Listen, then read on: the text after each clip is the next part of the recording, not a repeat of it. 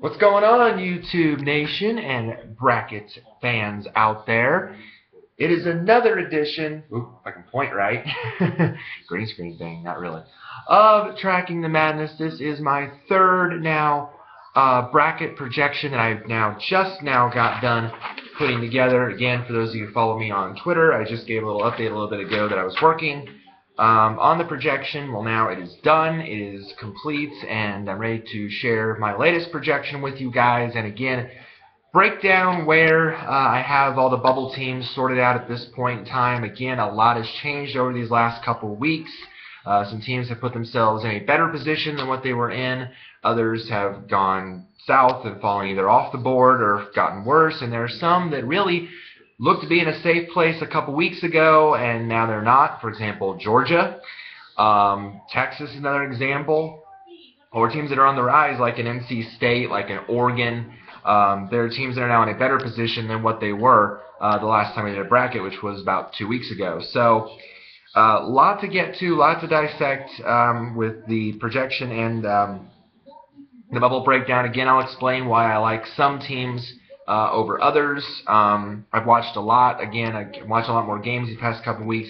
I was tweeting throughout the night. If you guys, again, follow me on Twitter at Fearsonator, I was watching some great games last night. There were some amazing college basketball games tonight, but I ended up picking some really good ones to watch in the end. The first game I watched was VCU Richmond, and that game was just absolutely nuts. I mean, I like Richmond. I like the Spiders. It's a cool nickname, cool team. I love that.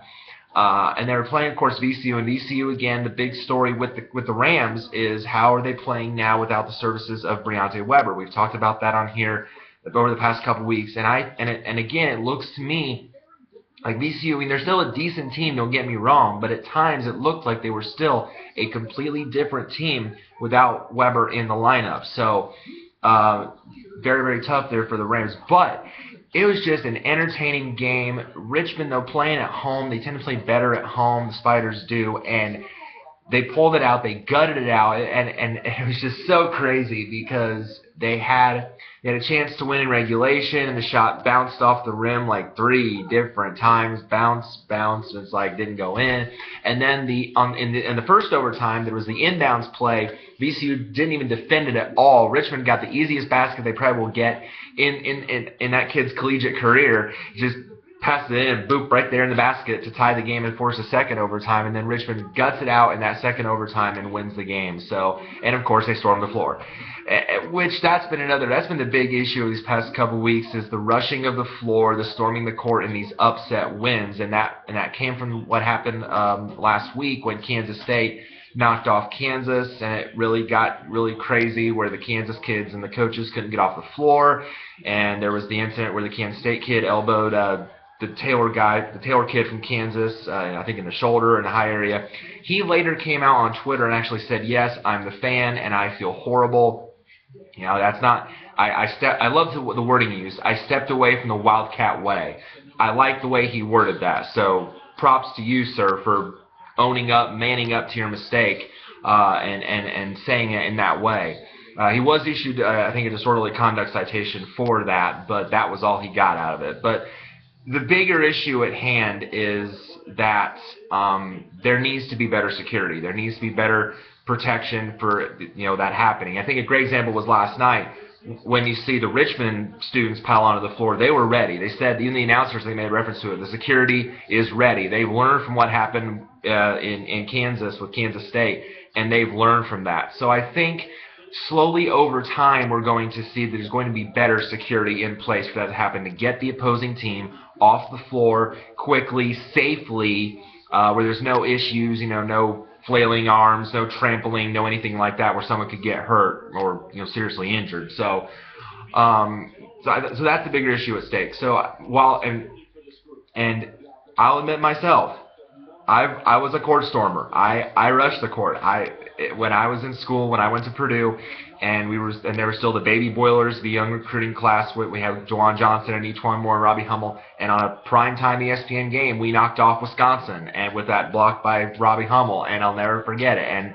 and we just went nuts. We just completely it was just in a mass of black shirts just flooding onto the floor, and I'm like, okay, and it was just this madhouse. My best friend was in the stands right behind the basket. I just pointed up at him. I'm like, yeah. I mean, it was great. It's a great moment. You don't forget it. You love doing it for the part of the college experience. But again, the bigger point and the bigger issue is there has to be better safety. There has to be better safety to get the opposing team off the floor, so we don't have a situation that happens like that, where that happens again, or don't want to think it, but something worse. So that's just the big thing. But big win for the Spiders. That really puts them in a better position. Their RPI jumped up from like in the mid 70s to 60 after that win, and I now have them back on the board actually in the next 4 out position. So that was like their 3rd win against a top 50 team. They swept VCU. Can you believe this? And I think the first game was with a healthy Breonte Weber, which is even more impressive. And so this is an interesting stat. That's the Spiders' first sweep of the Rams since 2001. That's 14 years ago. That's a long time. So that was a big win coming for Richmond, and so congrats to them and their fans. Then the second game I watched was Illinois-Iowa, and that was a big game for bubble purposes because coming into the night, at least for me, I had both of those teams on the last 4 in line. These two teams were kind of the mid-tier of the conference standings in the Big Ten. I think the Big Ten is going to get a lot of teams in. The Big Ten is a strong conference from top to bottom. Yes, even bottom. Hello, Northwestern, winners of 4 straight. Just beat IU last night. Yeah, who saw that coming? But no longer the Big Ten doormat or the Wildcats. But anyway, watching the Illinois-Iowa game, Iowa played at home. It was very close, back and forth most of the way, and then Iowa pulled away in the second half, so they were able to win that game. So now I have the Hawks. I still have the Hawks on the last 4 in line, but just barely. They're like the first team on that last 4 in list. It didn't really raise their RPI all that much by beating Illinois, but it still puts them in a relatively a decent position. Now, Illinois then did fall, though. I dropped the Illini to the first 4 out line, so the Illini now are out of the field as a result of that game. And in the late game, I watched Oregon-California. That I think was a must-win game for the Oregon Ducks. They need big wins more than anything. And while Cal really is, I think, kind of hovering around the 100 RPI range, the Ducks needed that to really, I think, firmly remain in the field. And I still have Oregon. Now I have Oregon in a safer. I did have Oregon on the last 4 in. I have them now in a safer position. I have them on the next seed line up on that 10 line for the last 4 buys. So before I share my projection with you guys, let me just first share with you, again, the kind of the bubble situation first. Then I'll share the projection, and then we'll break down the entire list of bubble teams. Guys, we're really getting down to it. Conference tournaments, I believe, start either this week or next week. So it is really going to start ramping up, and I mentioned this on the video on my channel on the discussion. Video is going to start becoming a lot more frequent here over the next couple of weeks because we're going to have tournaments going on, automatic bids are going to be handed out, situations are going to be sorted out. It's getting really close. We're at least less than 2 weeks now from Selection Sunday, so we're really getting down to the nitty-gritty here. I think it's the 15th, if I'm not, someone, check me if I'm wrong, but I think Selection Sunday is March 15th, so we're very close. So that's what? 18 days away. So yeah, a little less than 3 weeks. So we are really getting down to it. This is the exciting time, and we're ready to see how all this shakes out. So my bubble situation, my last 4 buys, these are the teams I have along the 10 seed line are NC State, Tulsa, Oregon, and Ole Miss. Now, Ole Miss basically ended up taking Georgia's spot in this position because Georgia beat Ole Miss last night. So that was kind of another big bubble game for both those teams. That was going on at the same time as the Illinois-Iowa game. But Georgia really controlled that game from the start. I think they led from start to finish. So I now have Georgia in a much safer position. Georgia is on the 11 line, but they're in a really better position than some of the other teams. They're out of the first 4. Let's just say that. So Georgia and Ole Miss still in decent spots. One within the other. NC State has played very well of late. NC State now has 5 wins against the RPI top 50, so they're in a very, very good position. Tulsa out of the American. Joe Lenardi, I don't know what again, I mentioned that name, but what does he have against Tulsa? I mean, he has like Tulsa like either like first four out or last four in or something like that. Tulsa looks to me like a tournament team, even though they don't lead the American right now. They've won every game this week. They've done what they're supposed to do. What's the hate on Tulsa? I've watched Tulsa play this season. They're a very well coached team with, as I mentioned, with Frank Haith. They play very strong basketball. I mean, what? I don't know. I mean, the reason I can see them already keeping them out is their strength of schedule, which is in the hundreds, but I still think they're a really good team. And I mentioned Oregon and then Ole Miss. Last four in, Iowa, Texas, Purdue, and Boise State.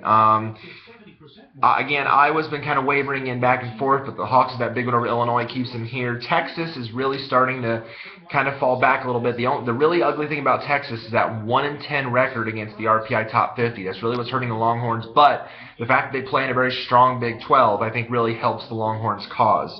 Purdue, of course, has played superb basketball of late. The Boilers in the Big Ten hunt. They're like 8-2, 7-3 over the last 10 games. They play Rutgers tonight. Can't afford to lose that one at home. Every game now huge for Purdue. The numbers are still a little low, but the fact they played so well late and looked like a tournament team after how they looked earlier in the year, November, December, huge turnaround for Purdue. And Boise State has really been wavering with me between first four in, last four out. But now I put Boise back in because of some other teams' struggles and losing games. It helped Boise State's cause. So with Illinois' loss last night, that for now put Boise State back into the tournament field. So they kind of swap places with each other after Illinois lost to Iowa. So first four out, I have Illinois, Pitt, Stanford, and UCLA. And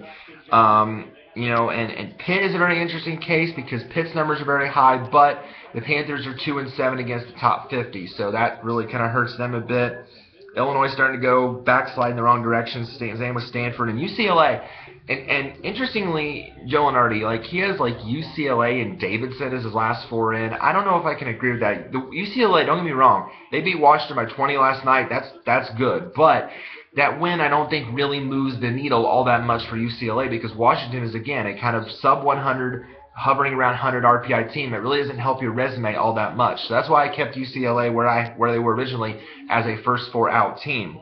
Now Davidson to me is, they've had some ugly losses of late, and that's why I think keeps them down a little bit. I think they lost to Duquesne or something like that, or some really bad team that Duquesne's in the 200 RPI. So my next four out, I have Old Dominion. These are all mid-majors. If you want us to know how soft, soft the bubble is this year, this next four out list is all these mid-major teams: Old Dominion, Davidson, UTEP, and Richmond. I mean, that's really how soft the bubble is this year because, maybe not soft, but at least tight because there really aren't any after the first four out. There aren't really any great teams below them. So that's really what we have here to work with. Although UTEP is an interesting case. The Miners have won 7 straight games, and they are playing Louisiana Tech, who leads Conference USA tonight. The Miners are only a game out of the CUSA lead, so that'll be an interesting game to watch tonight as well.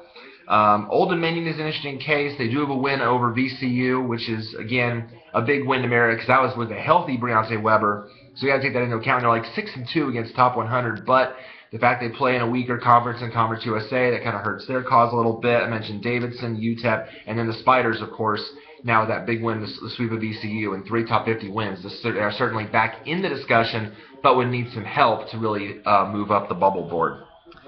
All right, so we'll do the full breakdown here in a little bit, what these teams have to come for this week going forward. But right now, let me share with you the projection. We'll start again in the South in Houston. I think we all know at this point the obvious overall number one is Kentucky. Wildcats still going strong, still undefeated.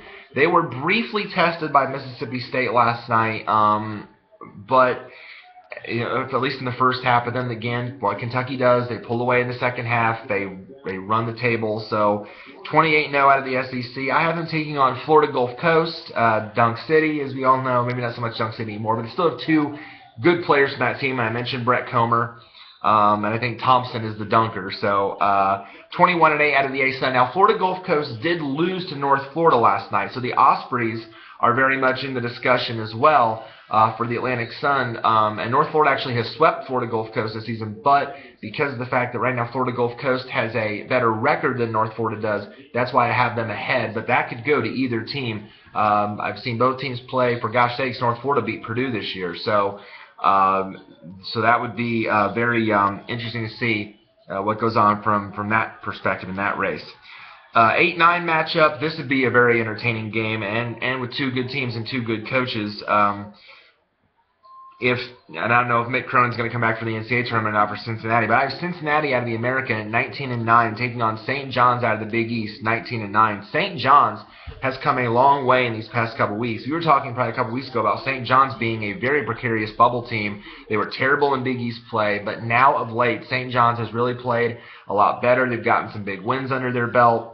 Let me see if I can't pull up St. John's numbers here real quick.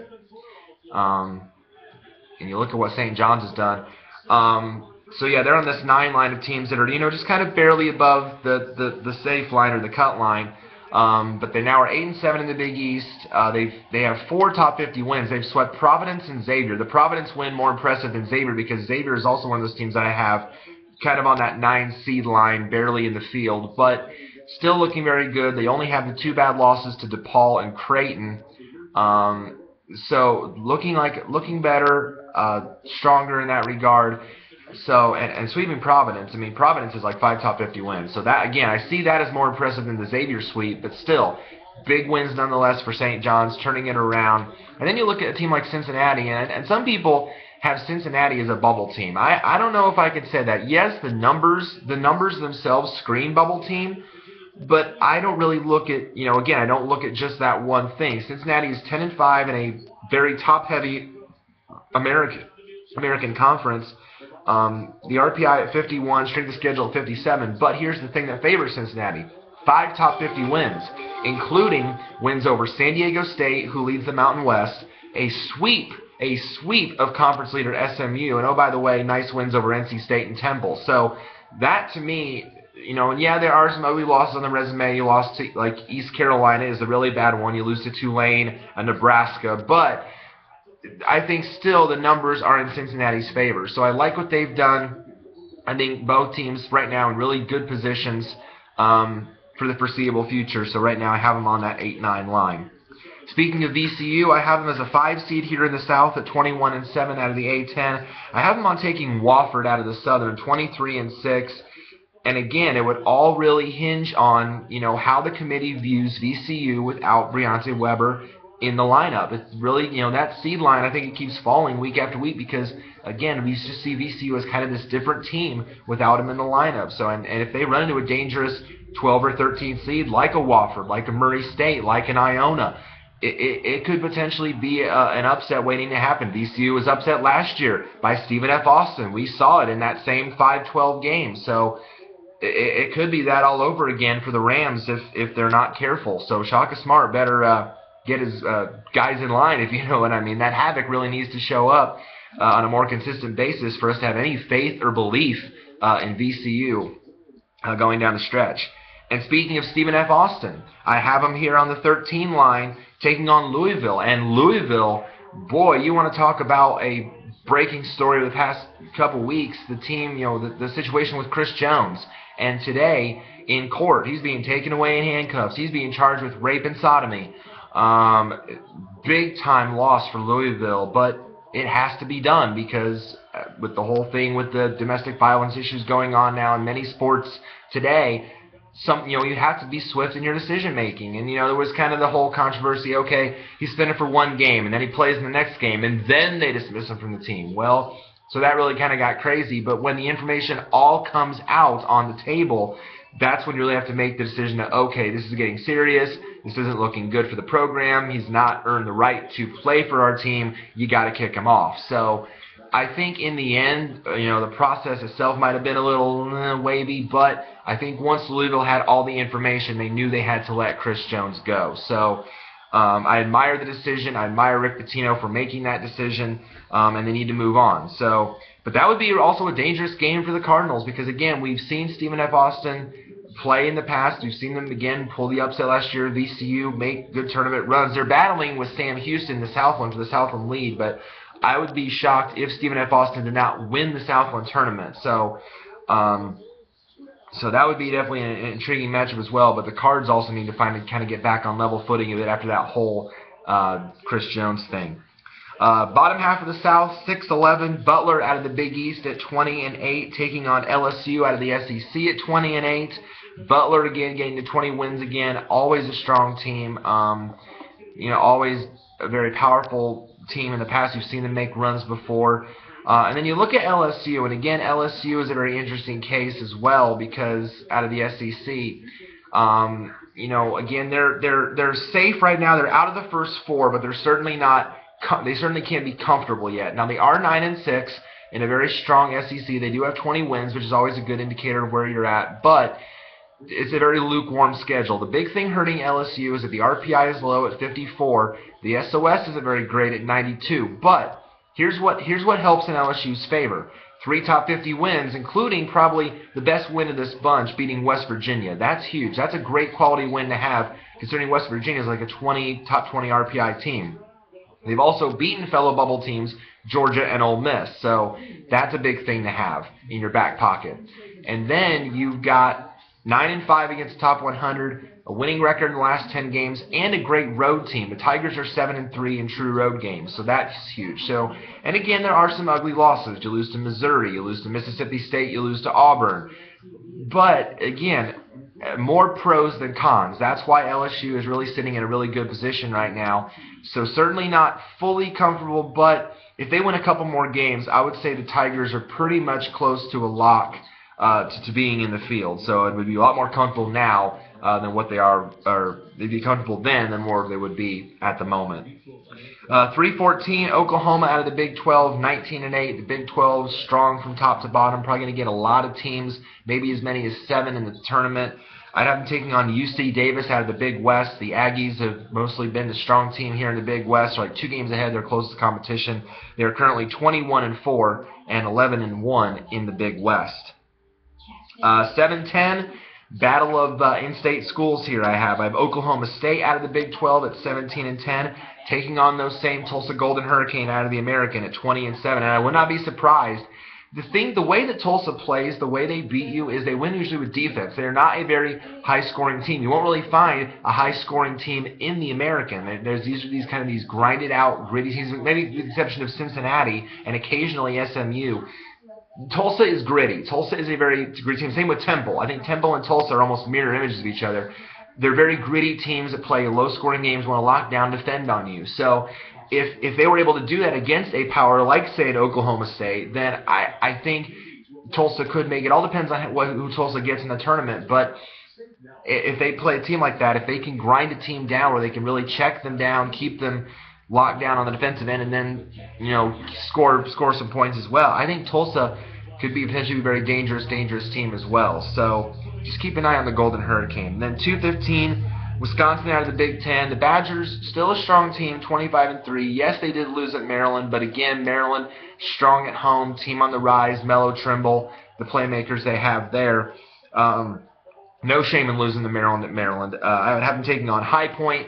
The Panthers currently barely lead the Big South with a 12-4 conference record. They're 21-7 overall. They're in a fight with Charleston Southern. Not going to forget them this time. At 12-4.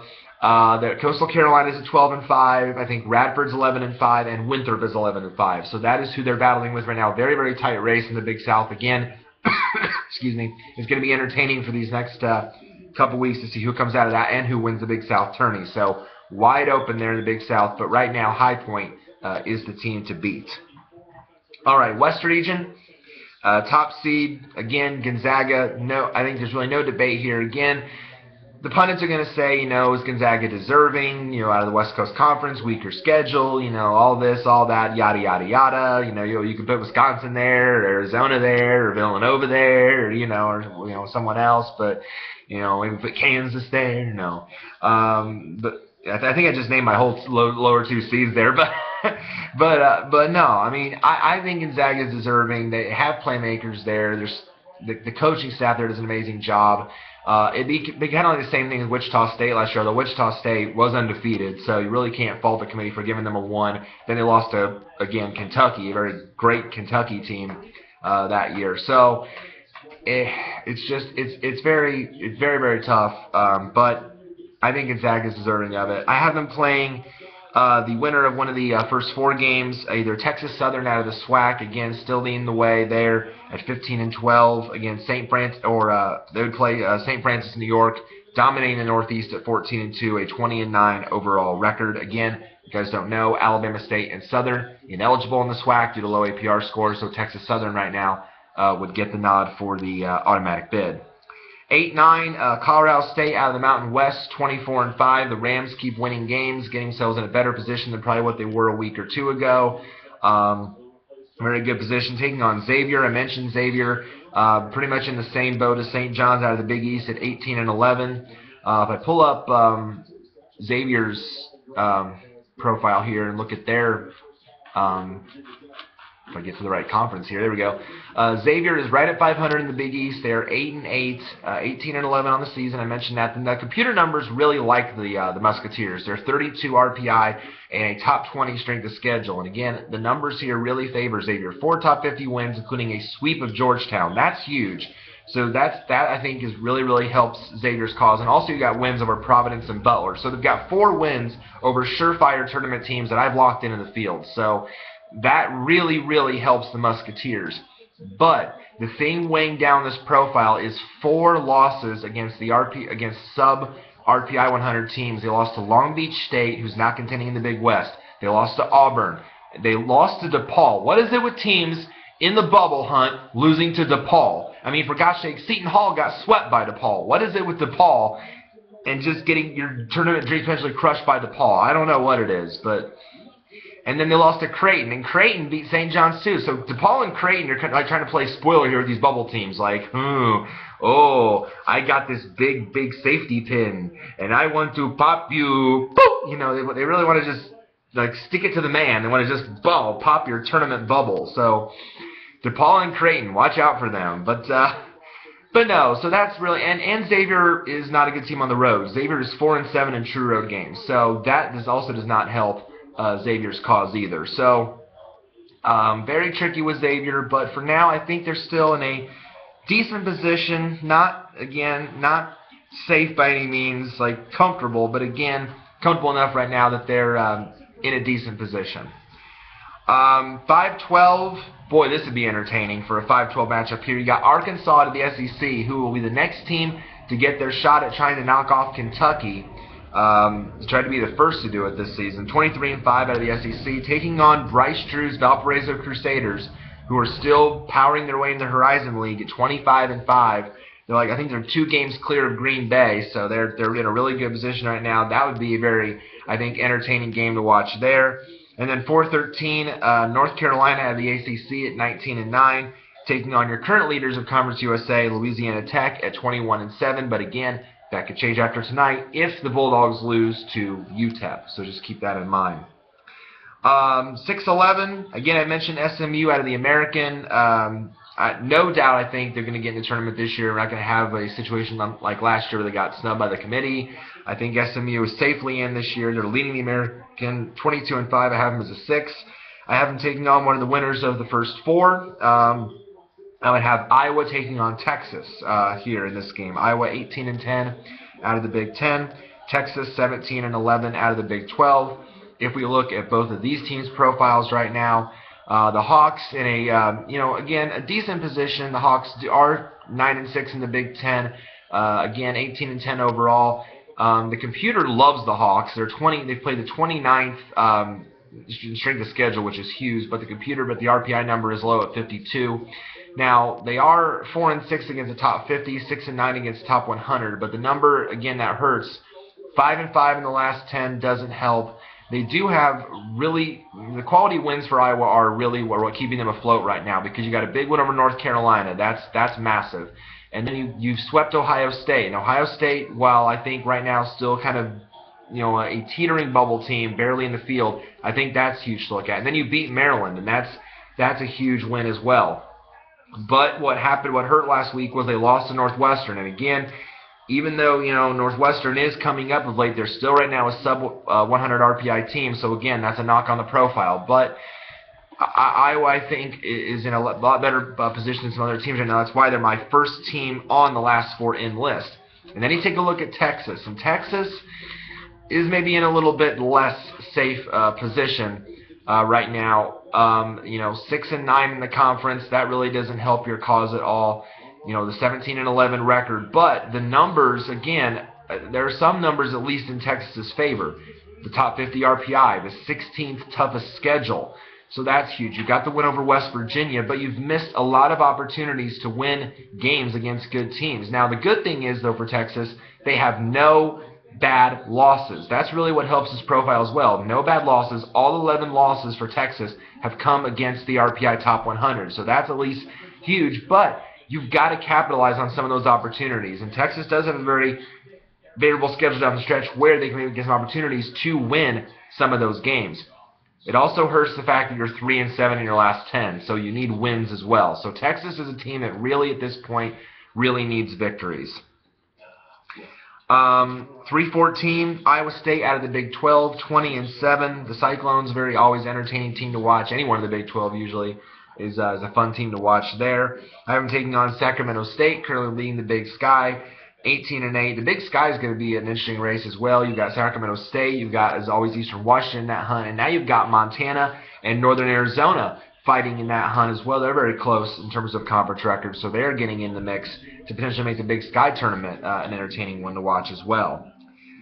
7-10, I think this will be a battle of contrasting styles here. San Diego State leading the Mountain West with currently 22-6 overall record. I have them as a 7th seed, taking on the 10 seed Ole Miss. The Rebels 19-9. The Rebels, of course, fall to this spot after the loss to Georgia last night. And if we look at Ole Miss's resume right now, you've got, again, a strong SEC record. They are 10-5 in the SEC, and again, the 19-9 record, 43 in the RPI, 44 in strength of schedule. They are 3-5 against the top 50. That's a decent record. 7-6 against the top 100, and they still are 8-2 in the last 10, so that's things definitely favoring Ole Miss here and keeping them in a decent position. They have really good wins. The best win, of course, being against Arkansas. They avoided the sweep there, and against fellow bubblers Texas A&M and Oregon. But the 3 losses weighing down this profile, losses to Charleston Southern, they lost to TCU, and they lost to Western Kentucky. So those are the ones that are really kind of hurting the Rebels' profile here a bit. But still, I think in a decent position right now. If they win some games, they get to that 20-win plateau, win some games in the SEC tournament, I think Ole Miss will be okay further on down the road. And then the 2-15, Arizona out of the Pac-12, the Wildcats, always a strong team, 24-3. I have them taking on NC Central, who has pretty much run the table in the MEAC this year. I don't think they've lost a game there yet, 21-6.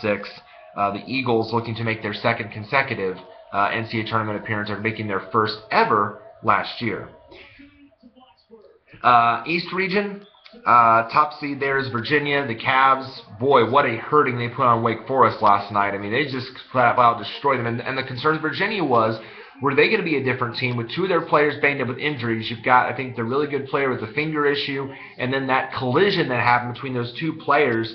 I think it's like Parantes had like the bloody broken nose and a mild concussion, and so there's question marks whether or not Virginia could still play well with those players hurting. But they just destroyed Wake Forest, and they had like 28 points or something like that. It was like 62, 34. I don't think Wake Forest scored very many, so it was just a complete beatdown. 26-1, leading the ACC. I have them taking on New Mexico State. The Aggies are like 4 games ahead of their closest competition in the WAC. They have a 19-10 overall record. 8-9. Oh, how about this one? In-state rivals again. I have Oklahoma State, Tulsa in one bracket. How about Dayton and Ohio State in the other? Oh, that would just be so entertaining to see. And I believe, if I remember correctly, these two teams did play in the tournament last year. Someone correct me if I'm wrong on that. But I think Dayton, when they made the run last year, I think they had to beat Ohio State just to further advance in the tournament. So how about seeing that rematch? That would be fun. The Flyers now lead the A-10. It's a four-way logjam now in the A-10, by the way, after the chaos and carnage from last night.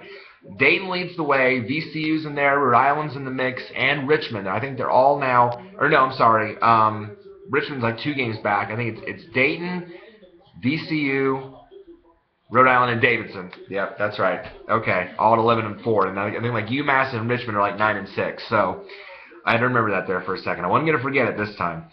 The Flyers, though, 21-6, leading the A-10. I have them taking on Ohio State. 19-8 out of the Big Ten. Again, as we do with the 8-9s, let's look at these two teams' profiles. The Flyers, again, right now leading the A-10, only based on record alone. 21-6, though. The only thing really hurting the Flyers is their strength of schedule at 128. But they do have 2 wins against fellow bubble teams. They've beaten Texas A&M and Ole Miss. They do have the 1 bad loss to Duquesne.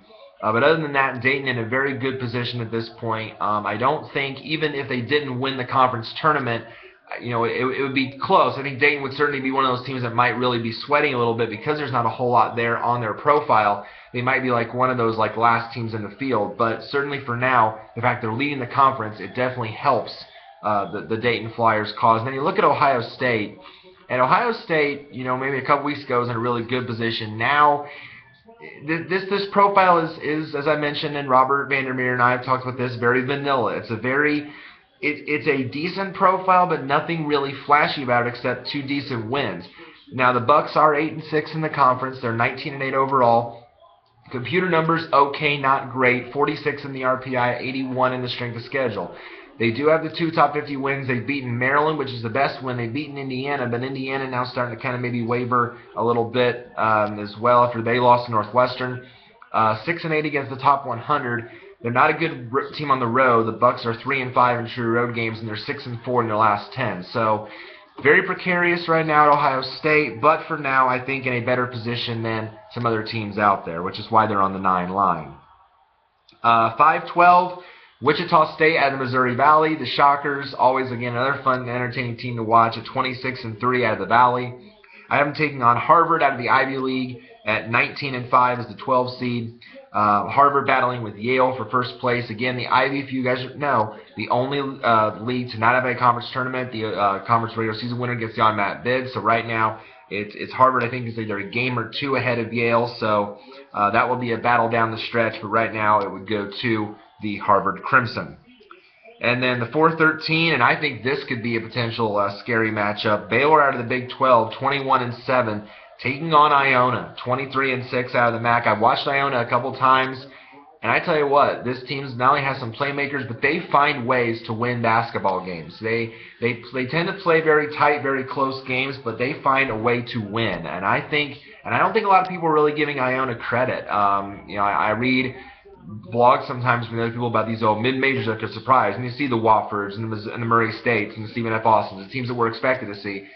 No mention of Iona, none. And Iona's RPI is like 45, and it's like, where the heck is Iona? I mean, and I think they have like 2 really good players that were still have tournament experience. So it's like, where the heck are the Iona Gales? Give some love for Iona. I'll give you love, Iona. But I think they could potentially, if they get the right matchup, they could potentially make some noise. And again, they're a team that really, they can score, but they can also win low-scoring games. They find ways to win games. So just keep the Gales in mind as well. 6-11, West Virginia, 22-6 out of the Big 12. The Mountaineers looking very strong this year, again, as well as Bob Huggins there as coach. I am taking on the Temple Owls, 19-9 out of the American. Temple has been a very interesting case. 1 week we had them on the last 4 byes, and they were on the last 4 in. Now they're back up to safe. Their profile again is very intriguing. But I think, again, even though the numbers sometimes aren't in their favor, I think there's more favoring Temple than against Temple. Again, strong conference record, even though it's not a big factor in the committee's eyes. They're 10-5, 19-9 record. Numbers decent. The 33 RPI. They're 53 in the strength of schedule. So again, good, not great. They do have only one top 50 win, but it's a good top 50 win. Again, you beat Kansas, and you beat them pretty handily. So that to me is huge. 6-7 against the top 100.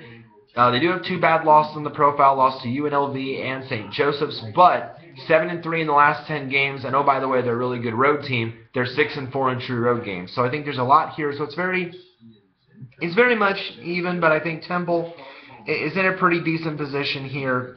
So again, on the 11 line, but out of the first 4, at least.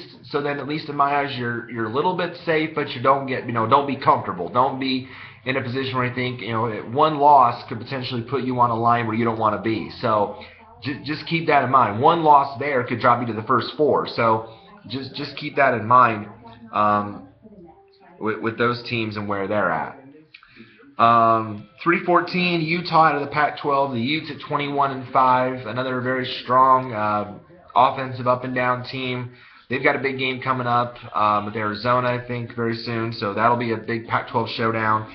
I have them taking on Georgia Southern. The Eagles currently in a 3-way tie in the Sun Belt. They are 19-6. They're battling with Georgia State and ULM. So that should be a fun conference run down the stretch. 7-10. Indiana out of the Big Ten, 19-10. Now, some people really knocked Indiana down on their totem pole, and I heard Indiana and bubble talk after the loss to Northwestern. I don't know about that. I mean, yes, it is a demoralizing loss on the profile, but here's the thing about Indiana. They still have 5 top 50 wins, and I don't know. To me, it would be a hard sell by someone on the committee to take out a team in Indiana in a very strong Big Ten with 5 top 50 wins. Again, and some of these teams they beat very impressive. They beat SMU, leading the American. Beat Butler, big win there because Butler is always good. They beat Maryland. They beat Pittsburgh, and Pittsburgh's an up-and-coming team. And they beat Ohio State, who, though not great, barely in the field, but still a top 50 win nonetheless. And that was really Indiana's only first bad loss of the year, losing at Northwestern. And again, Northwestern had momentum, playing at home, 4 straight wins. They were really... So I don't think that game is really a full evaluation of, what Indiana, it's just maybe one off night. So that's the way I see that game. Don't get me wrong, I'm not really trying to sell Northwestern short here, and I'm impressed that they've won 4 straight games, but I don't think that game is an indication of the kind of team that Indiana is. So, because right now there's a lot going for Indiana. Again, winning record in the Big Ten, good. Computer numbers, both in the top 40, good. The 5 top 50 wins, good. Now, the only thing is, now 4-6 in the last 10, 2-6 on the road. Those are really ugly numbers. But, again, more to me favors Indiana right now than something else. So I can't put Indiana in the bubble discussion yet. I think they're still a pretty safe bet. I think they're safer than a lot of teams that would truly be sure bubble teams. Now, with NC State, they've been a team on the rise, and again, they're kind of in the same boat. They're, as Indiana, which is why I think this would be an ideal matchup, because you've got 2 really strong teams here that the records really don't indicate, I think, what kind of teams they are. NC State also has 5 top 50 wins and 1 bad loss on the resume, and they're, middle of the pack in the conference, 8-7, 17-11 record, but the computers love NC State. A 40 RPI and the 3rd toughest schedule has been played by NC State. But you see who they've beaten.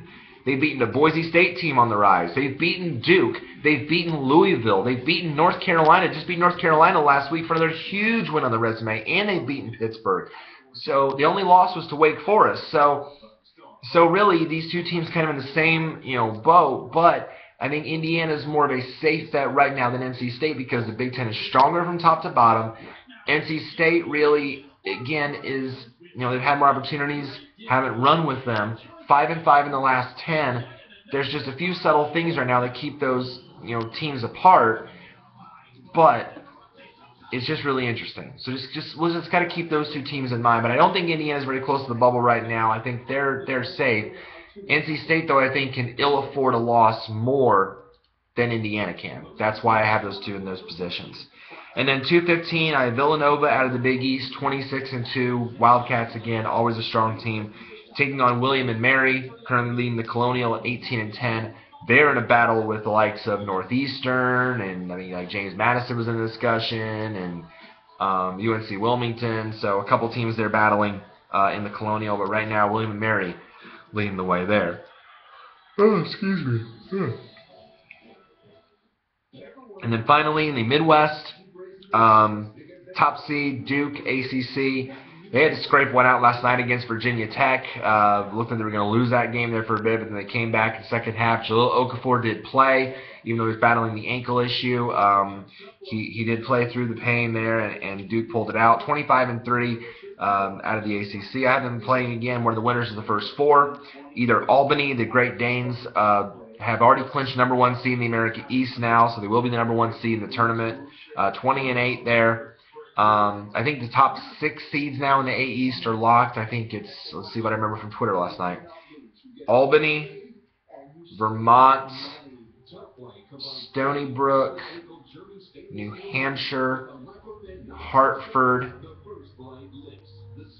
I can't remember the 6th, but the top 6 seeds I know are locked in the America East. So, so I know I have the top 5 at least, right? So, and then I have them taking on Bucknell, currently leading the Patriot. Bucknell did lose last night. They got destroyed on the road at Lehigh, and Colgate beat Lafayette on the road. So now Bucknell is only a game ahead of Colgate for first place in the Patriot League. So that could be also an entertaining battle down the stretch as well. 8-9, 2 teams at 19-8. Michigan State out of the Big Ten taking on Texas A&M out of the SEC. Texas A&M, Michigan State again in a safer position right now than Texas A&M. Texas A&M, the only thing again really kind of precarious with the Aggies is I don't think they have any top 50 wins to their name. Look here at Texas A&M. Yeah, they are 0-6 against the top 50, but again, it is a very lukewarm profile. But again, Texas A&M helped by the fact that A, they're playing a strong SEC, B, a 10-5 SEC record, C, 7-3 in the last 10 games, D, a decent record on the road, 5-5. They don't have any top 50 wins, but again, no bad losses either. So that's why Texas A&M right now is just barely above the cut line, barely in the field. One loss or two, and really that puts the Aggies in, I think, a very hurtful position. 5-12, I have Northern Iowa out of the Missouri Valley. What an impressive run the Panthers have had this season. The only team in the conference to knock off Wichita State. 27-2 there in the Valley. I have them taking on the winner of the other first 4 game between Purdue and Boise State. The Boilers at 18-9 out of the Big Ten. Boise State at 21-7 out of the Mountain West. Then the 4-13, this again could be scary here. Notre Dame out of the ACC, 24-5, taking on Murray State. The Racers currently perfect in the Ohio Valley at 14-0 in the conference. They're 24-4 overall. Murray State, fun team to watch. They could be a potential bracket buster for somebody come tournament time as well. 6-11, Georgetown, 18-8 out of the Big East, taking on Georgia. 18-9 out of the SEC. The Bulldogs put themselves in a little bit of safer position after that win over Ole Miss last night. 3-14, Maryland out of the Big Ten at 23-5, taking on Central Michigan. The Chippewas currently leading the MAC at 21-5. That again, the MAC's going to be a fun race down the stretch. You've got Central Michigan in the hunt. You've got Bowling Green, Buffalo, Akron, Toledo. Very good teams down the stretch. That'll be a fight in the end. 7-10, I think this would be a great game to watch.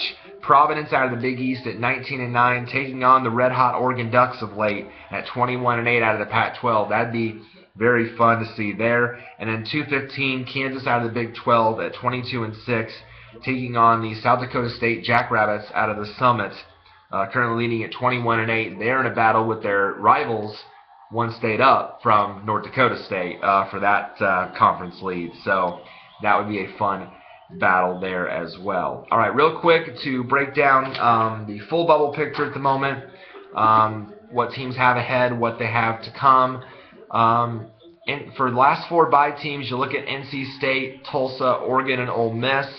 NC State on Saturday takes a trip to Boston College. The Wolfpack can ill afford to lose that game. The Eagles have a 175 RPI. Can't afford to lose that one. Tulsa can sweep the week if they win at Memphis on Saturday. The Tigers are barely off the board. They're like at an 80 RPI, so they are, you know, not in the discussion yet for the tournament, but certainly a strong enough team, especially at home. That could be a slip-up game for Tulsa. So that's a huge game for the Hurricane, Golden Hurricane, I should say, to keep their profile well. Oregon has no other games this week, but the Ducks, again, with their RPI bouncing up to 39 the way that it is, I think Oregon will still be in a pretty good position for the rest of this week. And then Ole Miss has to go to LSU, so that's another big bubble game for the Ole Miss Rebels this week. Again, playing a team that's kind of in the same, maybe the same boat, same position as them right now. The loser of that game could drop a seed line as a result, or even LSU could fall to the last four ends. Just keep that in mind with that game. For the last four teams in the field, for these four, Iowa has to go to Penn State on Saturday. Hawks can ill afford a loss there to stay where they're at in the field right now. Penn State is at 110 in the RPI. Texas has a golden opportunity on Saturday. You want to get another top 50 win on your resume, you want to get that 1-10 out of the way, you go to Lawrence. I know this is tough, but you go to Fog Allen and you knock off the Kansas Jayhawks. And I know that's very tough for teams to do because Fog Allen Fieldhouse is very intimidating with the Rock Chalk Jayhawk crew there. But Texas needs wins. I just said it. Texas needs quality wins in the worst way. Otherwise, they're going to stay on this cut line for the whole duration until the Big 12 tournament. So Texas needs quality wins. It's another big opportunity. They missed at West Virginia. Now they got a great opportunity here. If they go in and beat Kansas, that's a big win for Rick Barnes' Longhorns. Purdue, it's simple. Don't lose to Rutgers tonight. I mean, that's pretty much it is for Purdue. It's their only game this week. Purdue can ill afford a loss at this point. If they lose that game to Rutgers, I think they would definitely fall off of this list and fall potentially to their first four out or maybe even next four out if their RPI drops far enough. Purdue can ill afford slip-ups. They have to beat Rutgers at home. And for Boise State, another big opportunity looms on Saturday as well. They have to go to San Diego State. They lead the Mountain West. Their RPI is 25. This is a huge opportunity for Boise State to get a third top 50 win on the resume and improve their position as well. For the first four teams out of the field, Illinois, well, I guess the good news for Illinois is they get to host Northwestern at home, but the Wildcats are hot. 4 straight wins, knocked off Indiana. They've beaten Iowa during this 4-game winning streak, who Illinois just lost to. So that is a huge game for the Illini this week to kind of, to avoid again another pitfall. If Illinois loses to Northwestern, they're falling off the first four out entirely. They are fading away from the tournament picture. They are just completely falling off if they lose to Northwestern, even at home. Pittsburgh has no other games this week, but Pittsburgh is definitely, again, an interesting case. The computer numbers love Pittsburgh. Top 40 in the RPI and the SOS, but the numbers to me just don't favor the Panthers. 2-7 top 50, 5-8 top 100, 2-7 on the road. Pittsburgh, I think, needs some more quality wins and some wins in the ACC tournament if they really want to be really considered, I think, for the field. Stanford plays Oregon State tonight. This is a huge game for the Cardinal. Oregon State is actually a top 100 RPI team, 95. If Stanford wins, that means they'd be 7-6 against top 100. So that would be a very good thing for the committee to look at as well. I think Stanford would put himself in a better position also with a win. And UCLA, again, even though they beat Washington, they have no other games this week. And UCLA's, to me, the numbers just don't favor the Bruins. Now, their schedule strength is what really keeps them afloat, but the 17-12 record, 2-7 in the top 50, same as Pittsburgh, 2-8 on the road, not a good road team. So I think that really hurts the Bruins' cause here, and they have really no other chances this week unless they get some help from other teams. Who's still in the hunt? These teams, the next four out, Old Dominion. Old Dominion cannot afford to slip up this week. You've got 2 games, potential traps, but you've got to win both. You've got to win at Rice and at North Texas. Both teams sub 200 RPI teams. Old Dominion has to win both to keep their hopes afloat. Davidson has to pretty much beat George Washington. They play on Saturday. George Washington is a top 100 RPI team at 92. They did beat Rhode Island yesterday at Rhode Island, so that was huge for Davidson going forward. But you can't afford a loss here after that win. The win would put them at 7-4 against top 100, so that would be huge. So it really helped Davidson to win that game. UTEP, if UTEP beats Louisiana Tech tonight, UTEP could go to first in Conference USA, so that might render their bubble situation completely null and void and moot. But if they lose, then they can ill afford a slip up on Saturday when they go to Southern Miss. Southern Miss has a 310 RPI, and oh, by the way, this season at one point had to finish a game with only 4 basketball players on the floor. So they got to beat Southern Miss if they lose to Louisiana Tech. And Richmond for the Spiders can't afford a loss on Saturday at St. Joseph's. They want to stay afloat and keep their bubble hopes alive.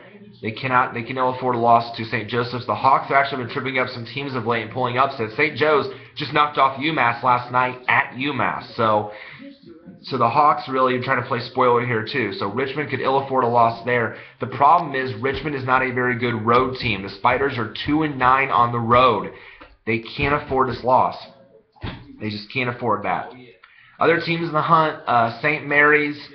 Problem with St. Mary's is, no top 50 wins, 0-4. They play in the West Coast. It's a weaker conference. Same with BYU. St. Mary's and BYU are kind of the same boat. They have good records, but no top 50 wins to show for it. Now, BYU does have a large opportunity on Saturday. If they win at Gonzaga, that definitely helps the Cougars' profile, so keep that in mind as well. I mentioned Massachusetts. That loss to St. Joseph's really hurts the Minutemen's at-large profile. They do still have 2 top 50 wins, and they're 6-4 in the last 10, but now they can ill afford a loss against RPI 233 Fordham on Saturday. So UMass needs to keep winning in the worst way now. Green Bay, again, the problem with Green Bay, Horizon League, weaker league, strength of schedule way down, no top 50 wins. They can't afford a slip up with the likes of Illinois, Chicago tonight, or Oakland on Saturday. Miami did beat Florida State last night, and that's good for the Canes, but it doesn't move the needle. Miami, still numbers are low at 66 RPI and a 69 strength of schedule. Very vanilla, 2 top 50 wins, 6-6 top 100, 6-5-5 last 10, 5-4 on the road. If they beat North Carolina at home on Saturday, Miami certainly will move up on this list. They could go up to next 4 out territory. That would be huge for the Canes profile. Rhode Island, I mentioned the loss to Davidson. Now you're 0-4 against the top 50 and you're 4-5 against top 100. You're still 8-2 in the last 10, and that's good. You can help your road record if you beat LaSalle on Saturday, but LaSalle is, a mid-100 team. They're 90 RPI. It wouldn't be a crushing loss for Rhode Island, but certainly it would not help the profile. A win gets you to 20 wins, and usually 20 wins is something the committee really looks at. So that would be huge for the Rams if they can knock off LaSalle. Seton Hall is really skating on thin ice at this point. Seton Hall has completely fallen apart. The record of 15-12. They do have 3 top 50 wins, and that's good, but 5-9 against top 100. 2-8 in their last 10 games. Seton Hall has completely hit the skids. 3-8 on the road. You cannot afford a loss to the spoilers in Creighton on Saturday. You just cannot do it. If they do, Seton Hall is probably all but out of tournament discussion at that point. And Eastern Washington barely hanging on at this point with a 75 RPI. The Eagles do have, again, the win over Indiana, but that's now starting to look like a little less blighted because they lost to Northwestern. And 1-3 against top 100. Again, you can ill afford losses in that Big Sky Conference. You can't afford to lose to Montana State or Montana.